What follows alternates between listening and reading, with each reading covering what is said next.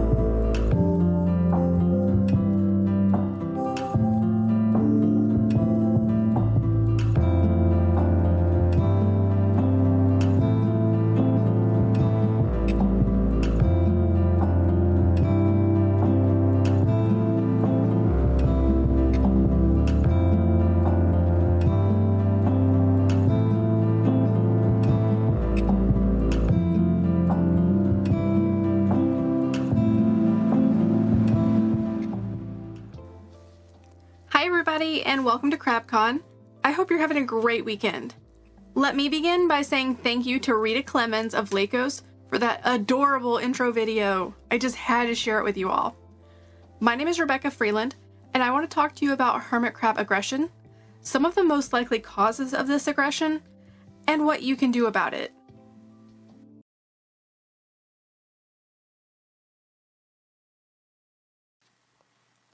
As a general rule, most hermit crabs are very social in nature and like to hang out in large groups called a consortium. While they do prefer the company of other hermits, as wild animals they have to fight for their survival. There's scarcity in nature, be it with food, shells, places to hide, or suitable mates. This scarcity does lead to occasional aggression, and that may follow your wild-caught crab into captivity. All animals have the potential to become aggressive when they feel like they have to fight to survive. Unfortunately, our captive hermit crabs have no idea that they're no longer at risk, so nature may still prevail even though they are completely safe.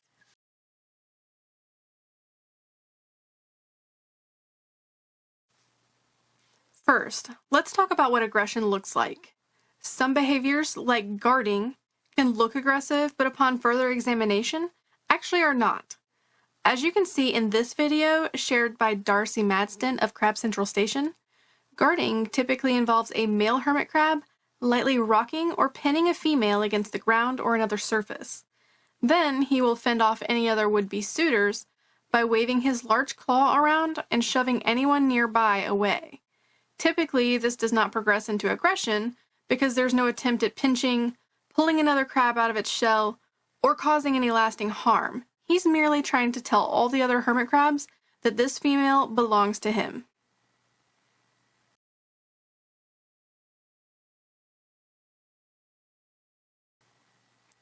You may also witness what I call antenna jousting.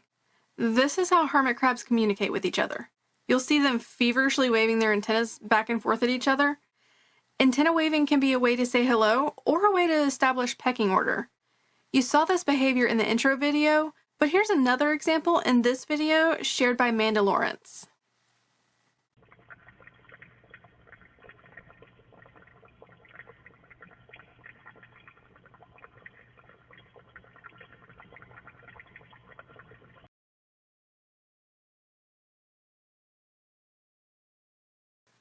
On the other hand, if you do see that your hermit crab is pinching at another crab, especially near the eye stalks or antennas, attempting to pull a crab out of its shell, or intensely rocking them in a way that looks harmful, it might be time to step in.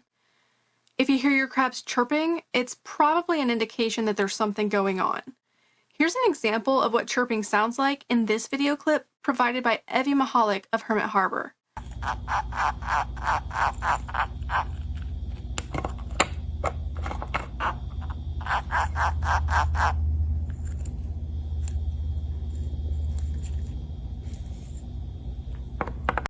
This sound is typically made when a hermit crab is annoyed or scared and should always be investigated.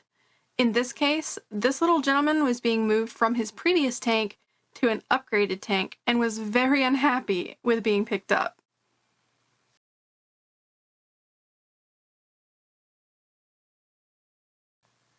So, let's talk about some potential reasons for aggression among hermit crabs. One of the first questions to ask yourself is, do they feel safe? Are there enough places to hide? Hermit crabs are very low on the food chain in the wild, so it's very important that they have adequate places to hide, especially from overhead predators like birds. Places to hide could include coconuts, cork bark, plants, vines, or large pieces of wood, or even moss pits.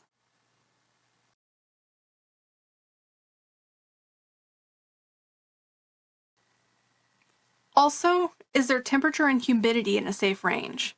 If temperatures are too high or too low, they might just be uncomfortable. If humidity is too low, they might be having difficulty breathing. These can both lead to potential aggression if the hermit crab feels like their neighbor could be the cause of their discomfort. Much like you and I, discomfort can cause a generally well-behaved crab to act differently. Is there enough space? We generally recommend approximately 10 gallons worth of aquarium space per hermit crab, and this is more for molting purposes than for general everyday life for the crabs. However, if you do have a significant number of hermit crabs in a small space, they will definitely feel like they don't have their own space to move around, and this may cause aggression.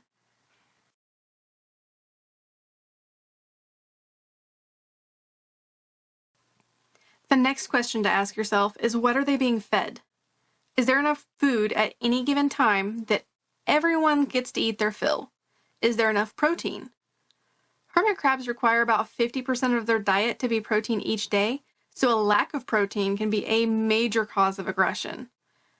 Some of the biggest sources of protein are meats, nuts, worm castings, and eggs.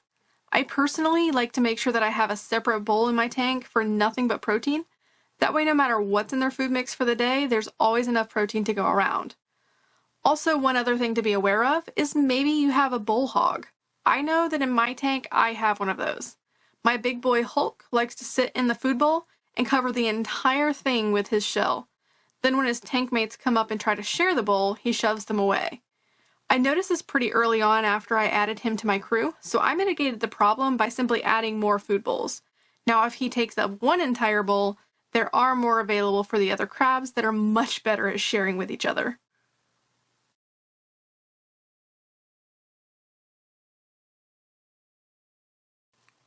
One of the most well-known causes of hermit crab aggression is a lack of suitable shells.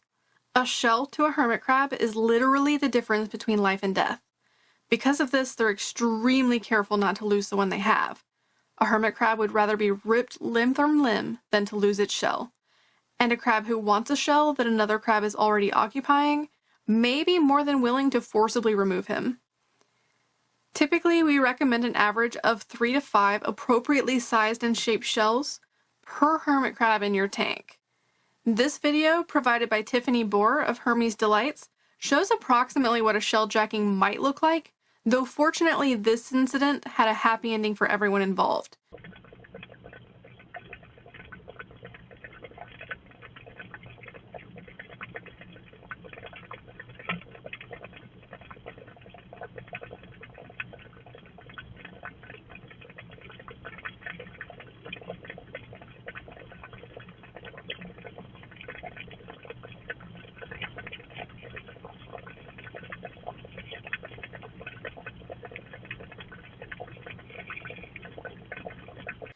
In a real shell jacking, The crab on top would have attempted to forcibly remove the one on the bottom from his shell, probably by pinching and pulling on the other crab's claws and legs.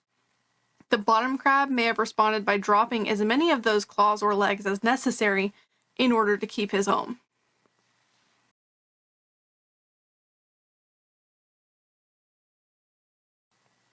Not all seashells may be suitable for all hermit crabs. I often see a post about someone's crab being shell-jacked, and the poster is convinced that they have plenty of shells in their tank.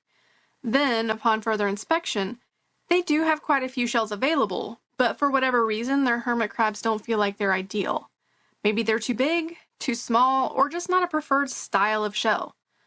A few types of shells that look like they would be perfect will only be used by a crab in a very disparate situation. For example, delphinium shells are beautiful. They're slightly spiky and have a gorgeous purple hue to them. I wish my crabs would like the delphinium shells because I love them so much. But even though they have a round opening, hermit crabs don't tend to like them. We think it's because they're heavier than other shell types with a similar size opening. The average purple pincher hermit crab, like what most of us here in the US have, tend to prefer a round opening turbo-style shell, such as a Mexican tapestry turbo, a Pethalotus, or an agorastoma. Check out Evie Mahalik's talk on shells for more detailed information on the preferred types of shells, as well as more specifics on size, shape, and how to measure accurately. One final thing to note, the more crabs you have of a similar size, the more likely they are to compete for the shells that are in your tank, so you may need to throw in a few extras just to be safe.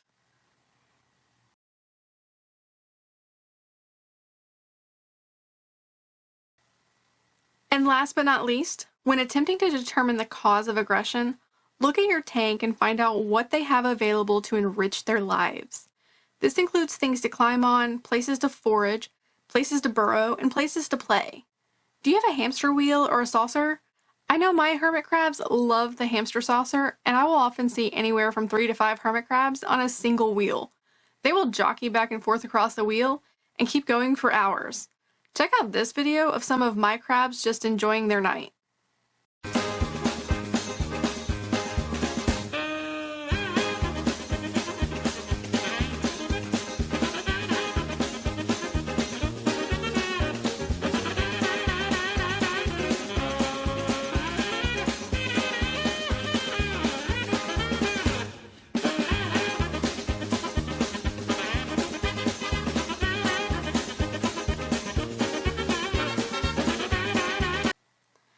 If a single hermit crab is on it, I've witnessed them crawling up to the center of the saucer very carefully so they get all the way to the top. Then they hold on, lean to one side, and ride that roller coaster down again.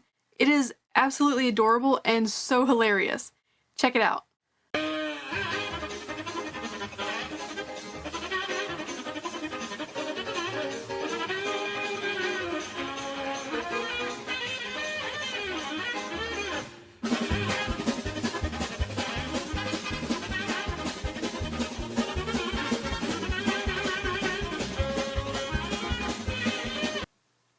In one of my tanks, I've even witnessed a crab going up a ledge and dropping onto the wheel while another crab waited in place so that she could enjoy the faster ride with her buddy's added weight. Then afterwards, the dropping crab went back to do it again. Now, in addition to the hamster saucer, I like to include cholla wood, grapevines, mopani wood, and fake plants to give them the idea that they're in a densely vegetated area back home. Don't be afraid to allow your tank to look a little cluttered. The more things they can climb on and under, the safer they'll feel and the more active they'll be at all hours.